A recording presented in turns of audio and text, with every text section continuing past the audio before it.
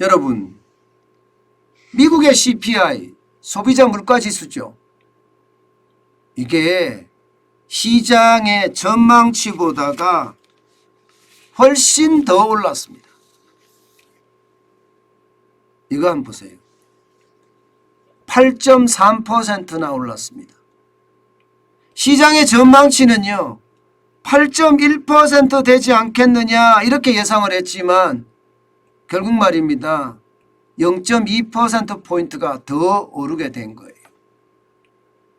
당초에는요 8.2%가 오르니까 전달 8.5% 비해서 떨어져서 야 이거 정점을 지난 것은 아니냐 이렇게 해석을 하면서 뭔가 긍정적인 신호가 시장에는 깔렸었거든요.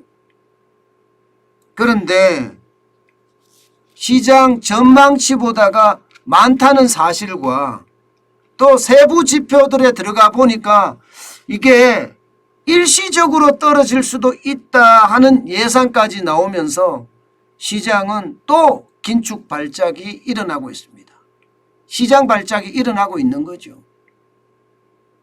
그러니까 소비자 물가지수가 너무나 많이 올라가고 있다는 이야기가 되는 거죠. 이게 말입니다. 전달에 대비해 보면요. 어떻게 생각하면 이게 굉장히 많이 올랐다 이렇게 이야기할 수도 있지만 전달에 대비해 보면 그렇게 많이 올란 듯은 안 보입니다.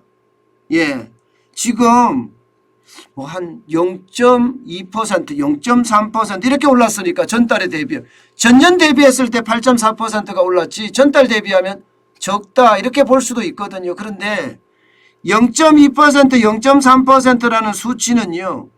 결국 말입니다. 시장에서는 굉장히 큰 수치로 받아들여져요.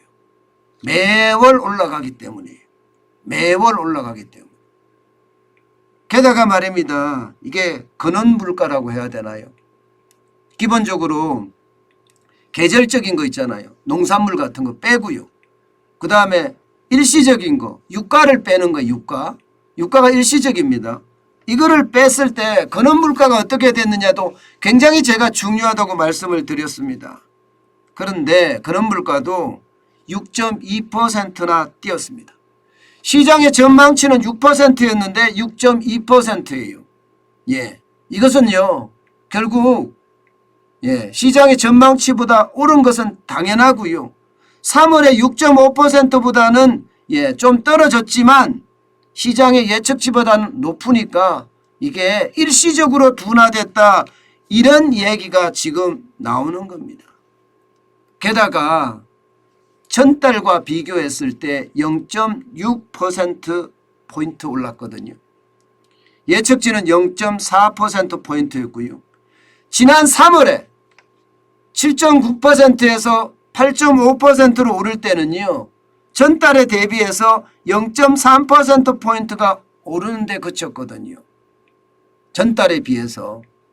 이건 전년비고요. 그런데 0.6%포인트가 오르니까 이거 피크아웃, 인플레이션의 정점, 물가 폭등의 정점이 아니야. 이런 해석이 가능하게 되는 겁니다. 그만큼 말입니다. 시장에서 보는 것은 냉철하고요.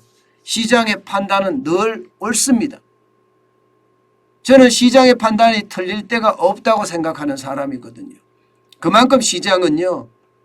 돈이 왔다 갔다 하기 때문에 잘못된 판단은 내 돈을 다 잃을 수도 있습니다. 때문에 시장은요. 냉철하고 굉장히 냉혹하게 판단을 하거든요. 게다가 말입니다. 세부로 들어가 보니까 말입니다. 세부도 만만치가 않아요.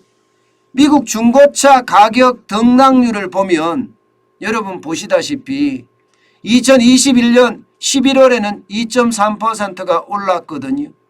이건 전월 대비 2.3%예요. 12월에도 3.3%, 전월 대비 3.3%가 올랐습니다. 올 2월에 가니까 마이너스 0.2%가 되더니 3월에는 마이너스 3.8%가 되니까 4월에는 정점이 올 거다 이렇게 이야기했어요. 그러니까 마이너스 3.8%보다 더 떨어지기를 기대했는데 오히려 말입니다. 올라갔어요. 마이너스 3.8%보다는. 마이너스 0.4%로 올라갔습니다. 그러니까 시장에 대한 전망은 이게 진정한 정점도 아니고 피크아웃도 아니다. 때문에 이것은 앞으로 더 올라갈 수밖에 없는 그런 일시적인 현상이 아니겠느냐. 이게 시장의 지배적인 판단입니다. 결국 물가가 더 올라간다는 이야기가 되는 겁니다. 이렇게 되니까 말입니다. 이제 중국의 생산자 물가까지도 들고 나오고 있습니다. 4월에 생산자 물가가 여러분 보시는 것처럼 8%가 올라갔어요. 굉장히 많이 올라갔죠. 안 떨어지고 있어요. 안 떨어지고. 떨어지는 속도가 늘어요. 이것은요 결국 중국이 세계의 공장이라고 하잖아요. 대부분 많은 국가들이 중국에서 생산한 상품을 많은 사람들이 쓰고 있습니다. 미국도 당연하고요. 그런데 생산자 물가가 8%, 도매 물가가 8%면 적은 수치가 아니고요. 중국에서 많은 제품을 수입하는 미국 입장에서는요. 이게 소비자 물가 상승 요인이 되고 있습니다. 오죽했으면 위안화가 약세가 되는데도 미국이 조용할까요? 위안화가 약세가 되면 미국 입장에서는 중국 제품을 사올 때 아무래도 같은 달러로 더 많은 제품을 살 수 있거든요. 게다가 말입니다. 지금 조 바이든 대통령은요.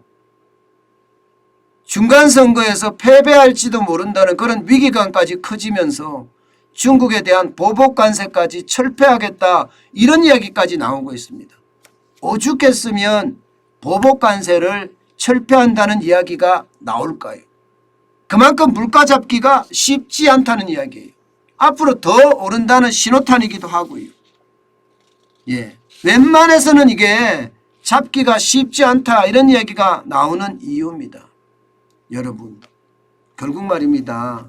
시장은요. 물가가 안정을 찾아가기는 아직 시간이 필요하다. 이렇게 시장은 인정하고 있습니다. 실제 말입니다. 주식시장에서도 그대로 드러났습니다. 여러분 보세요. 나스닥이 거의 폭락했습니다. 3.18% 폭락했어요. 373.43이 빠졌고요. 11,364.24로 마감했습니다. 이게 CPI 소비자 물가지수를 발표하고 나서부터 쭉 빠지는 거예요. 쭉 빠진 거예요. 엄청나게 빨리 빠진 거예요.